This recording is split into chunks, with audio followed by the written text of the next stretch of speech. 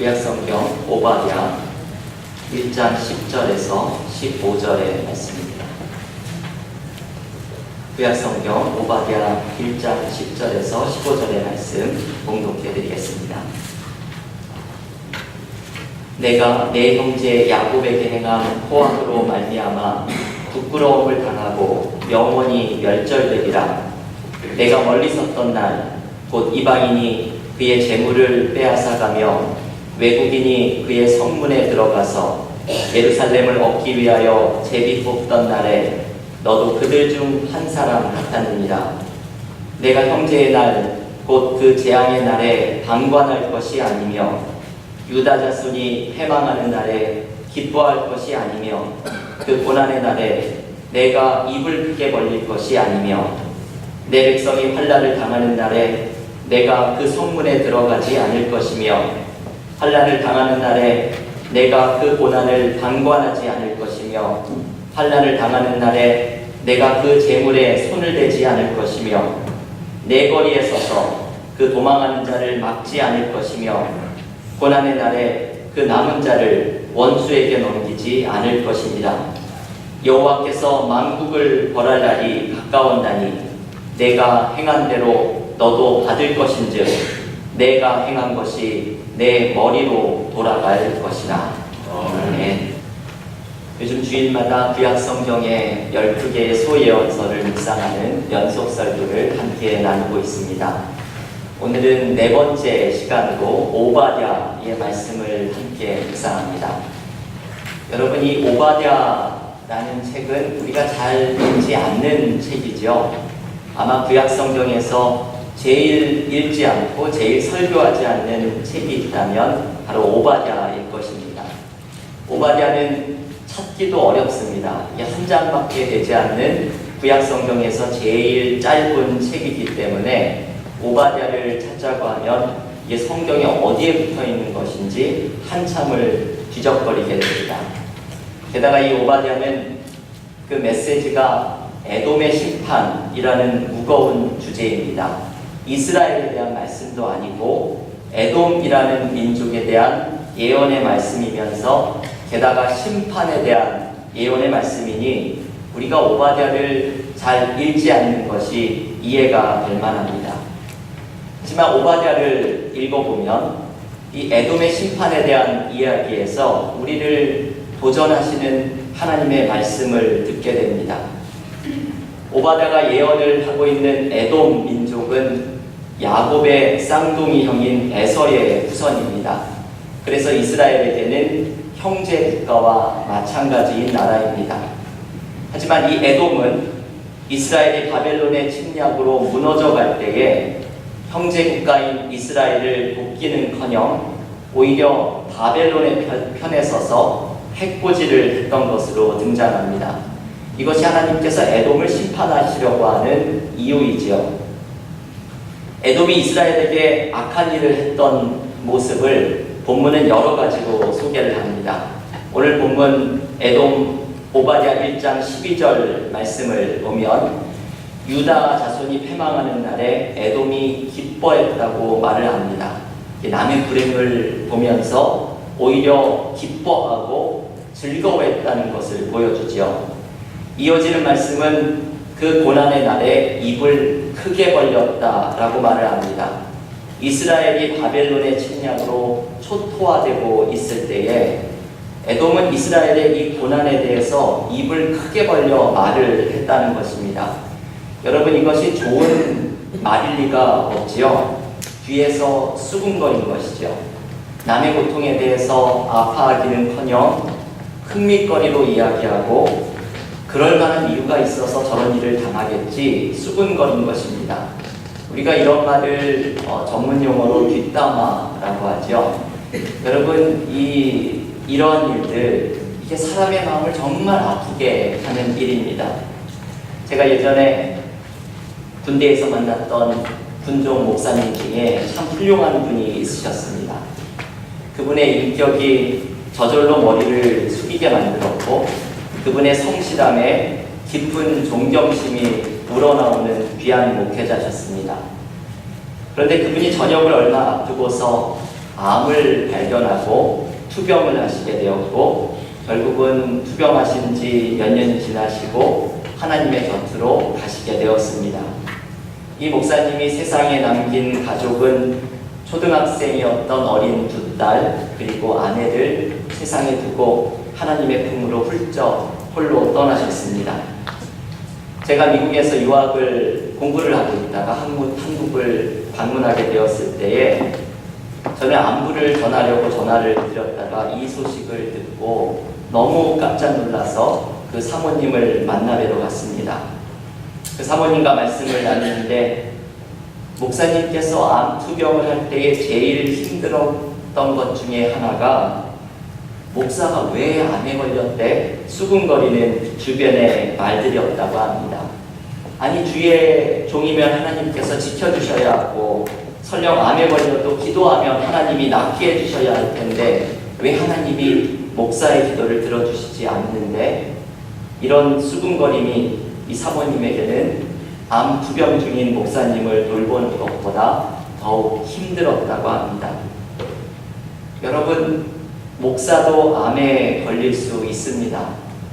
그런데 고통 중에 있는 가정을 이렇게 뒤에서 수군거리는 것은 당사자에게는 더할 나위 없는 상처와 아픔이 됩니다. 오늘 오바댜는 이것을 지적하죠. 에돔이 바로 이런 일을 했다고 말을 합니다. 이스라엘의 몰락의 날에, 그 형제 국가가 고난을 당하는 그날에 기뻐하고 수군거립니다.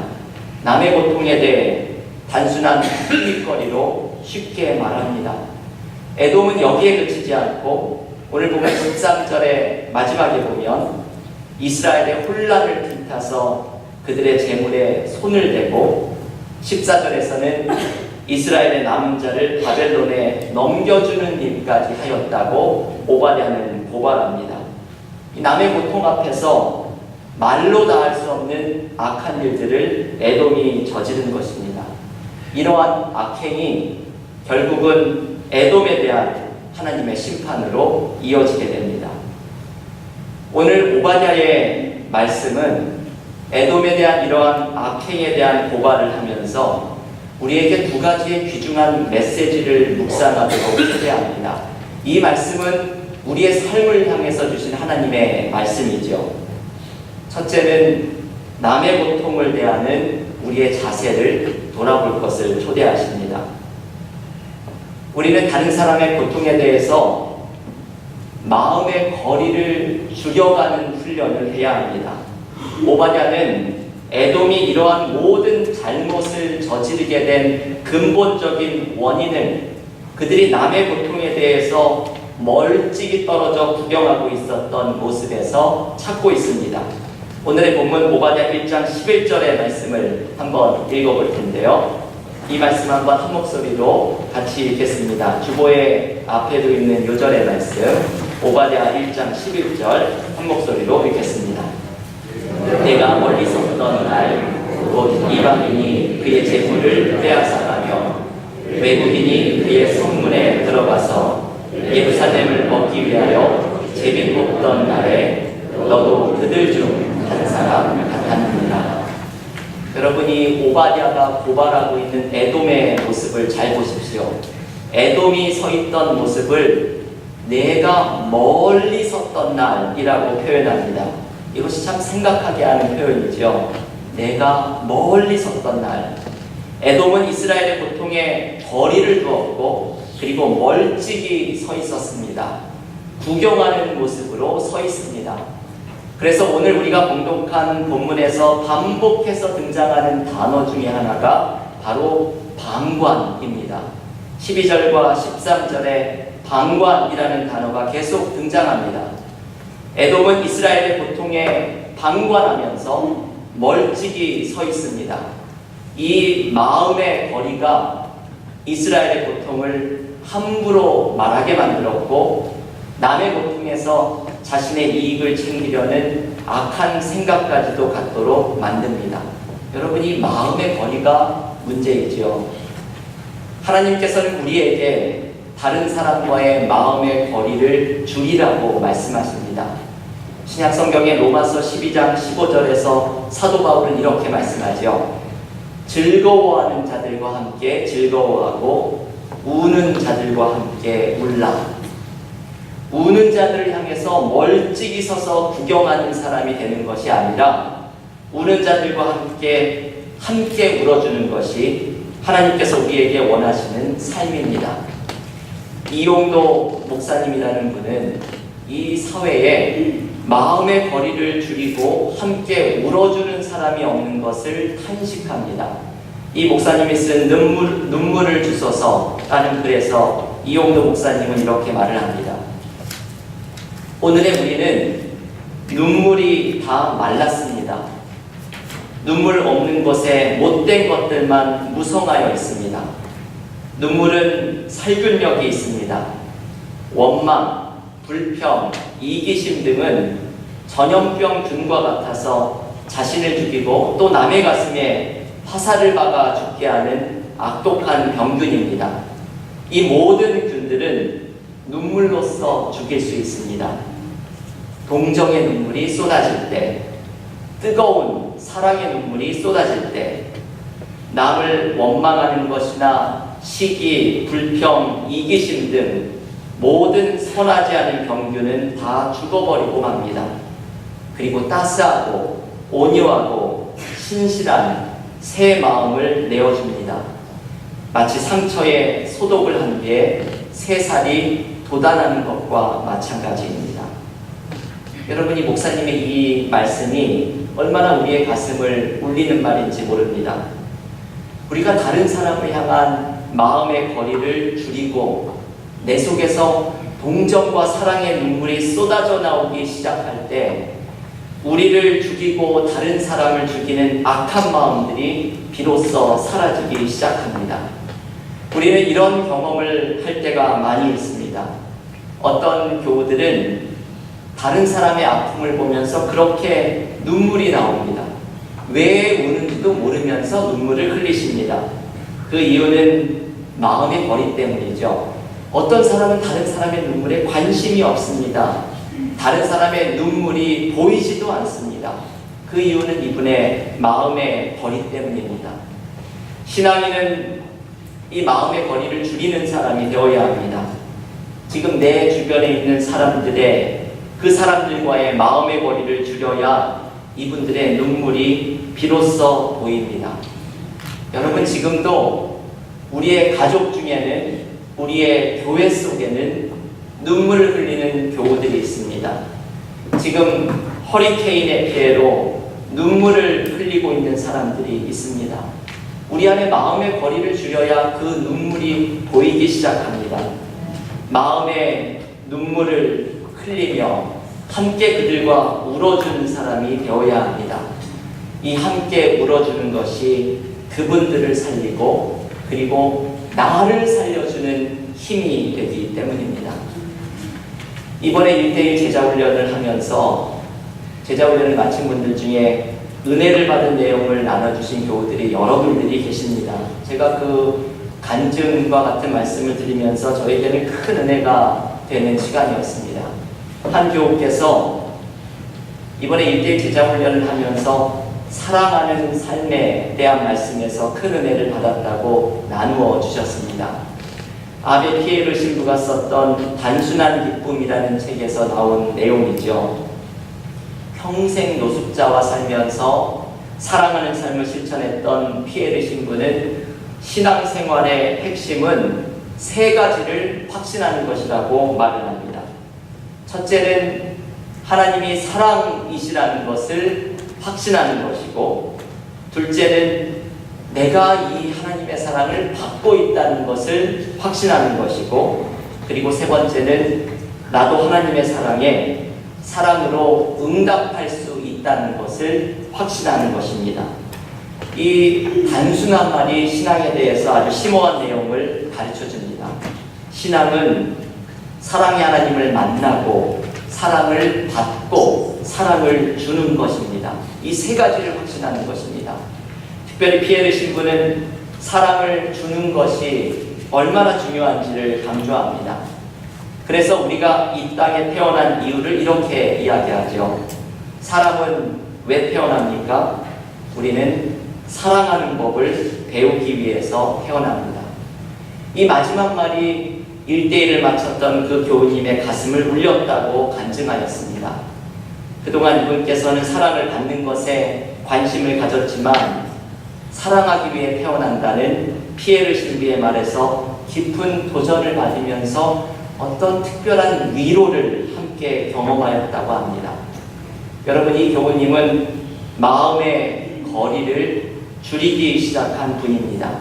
이분이 줄이기 시작한 마음의 거리가 이제는 다른 사람을 살리고 자신을 살리는 은혜로 임하게 될 것입니다. 교우 여러분, 우리가 주변에 있는 다른 사람들과의 마음의 거리를 줄이면서 그분들을 한번 바라보십시오. 그러면 그분들의 눈물이 보이기 시작합니다.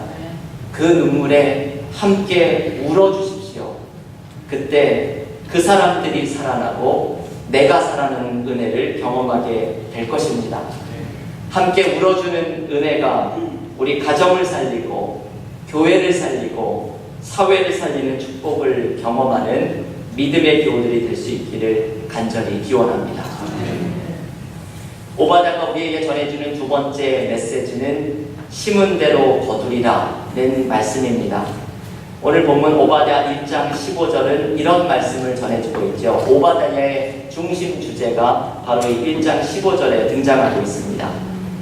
여호와께서 만국을 벌할 날이 가까웠나니 내가 행한 대로 너도 받을 것인즉 내가 행한 것이 너의 머리로 돌아갈 것이라. 아멘. 오바댜는 에돔의 잘못을 조목조목 지적한 후에 에돔에게 네가 행한 그대로 너의 머리로 돌아가게 될 것이라고 선언합니다. 곧 에돔이 잘못한 그대로 하나님께서 심판하실 것이라는 예언의 말씀입니다. 오바다의 메시지는 아주 단순하죠. 한마디로 말하면 인과 응보입니다. 심은 대로 거둘 것이다 라는 말씀입니다. 오바댜의 이 메시지는 우리의 삶을 향해서 하나님께서 도전하시는 말씀이기도 합니다. 우리도 삶에서 내가 살아가는 모습 그대로 우리에게 되돌아오게 될 것이기 때문입니다. 콩을 심으면 콩을 거두고 팥을 심으면 팥을 거두는 것처럼 악을 심는 사람은 악을 거두고 선을 심는 사람은 선을 거두는 삶을 살아가게 될 것입니다.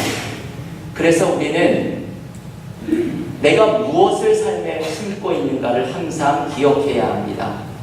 미움 대신에 용서를 심고 비방 대신에 칭찬을 심고 무관심 대신 사랑을 심고 악을 대신하여 선을 심는 삶을 살아가야 합니다. 사도 바울은 우리가 선을 심는 삶에 항상 열심을 내야 할 것을 강조합니다. 갈라디아서 6장 9절의 말씀입니다. 저는 목회를 하면서 항상 이 말씀을 붙듭니다. 갈라디아서 6장 9절의 말씀을 제가 한번 봉독해 드리겠습니다.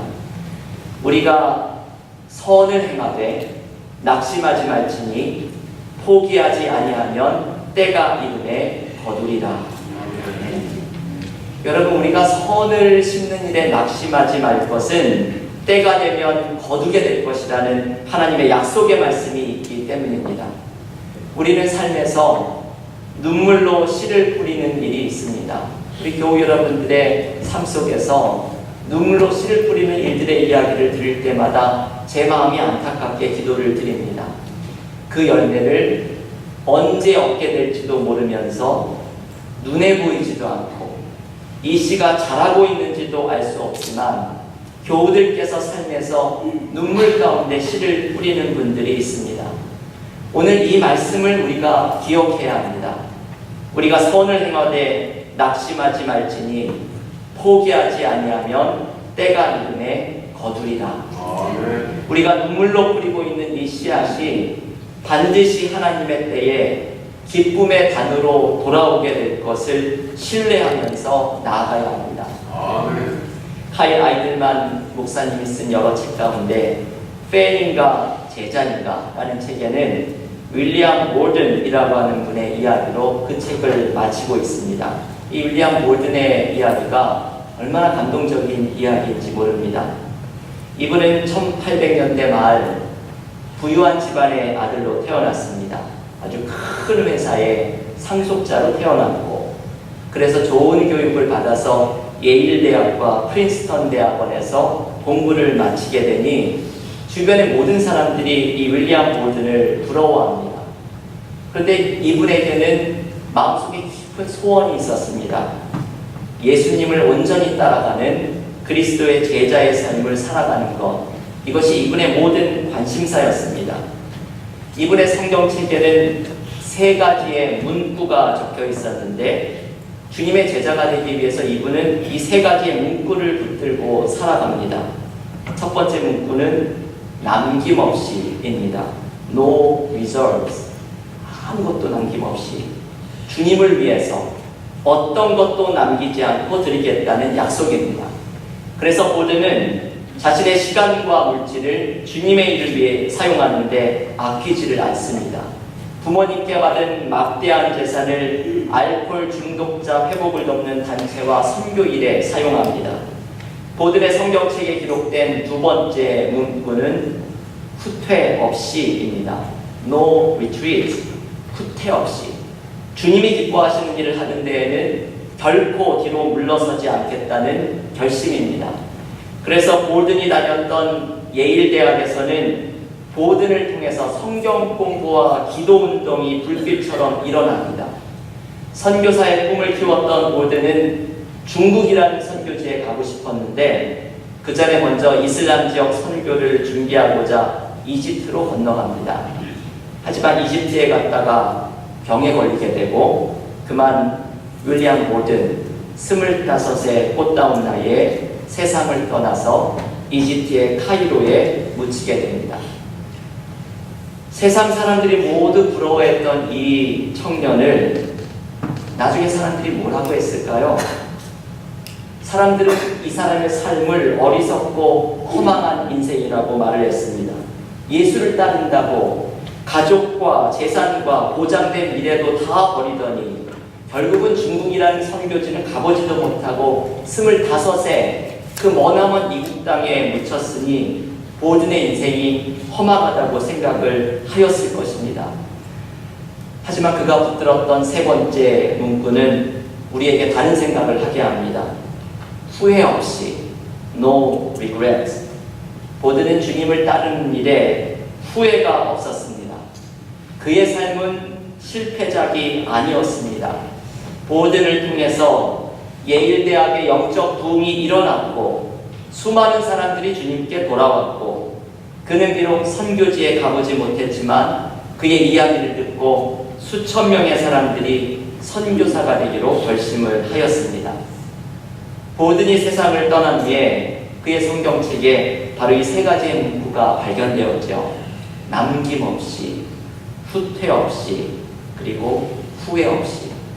볼든은 주님을 따라가는 이 선한 일을 남김없이, 후퇴 없이, 후회함이 없이 심었고 이 선한 일을 심었던 열매가 수많은 사람들의 삶 속에 아름다운 열매가 되어서 돌아오게 됩니다. 교우 여러분, 우리의 삶을 돌아보십시오. 우리는 무엇을 심고 있습니까?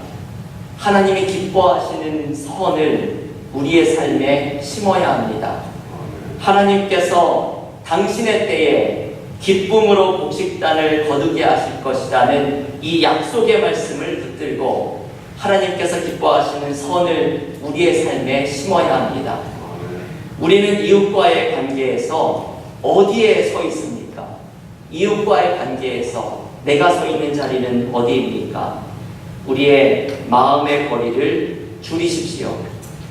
우리의 가정과 교회와 이웃 속에서 울고 있는 자들을 발견하십시오. 그리고 그들과 함께 우십시오. 그때 우리 모두가 함께 살아나는 은혜를 경험하게 될 것입니다. 오늘 오바댜는 이 말씀을 붙들고서 하나님께서 기뻐하시는 선을 이루는 은혜가 우리의 삶에 넘치는 믿음의 삶이 되기를 주님의 이름으로 간절히 축원합니다.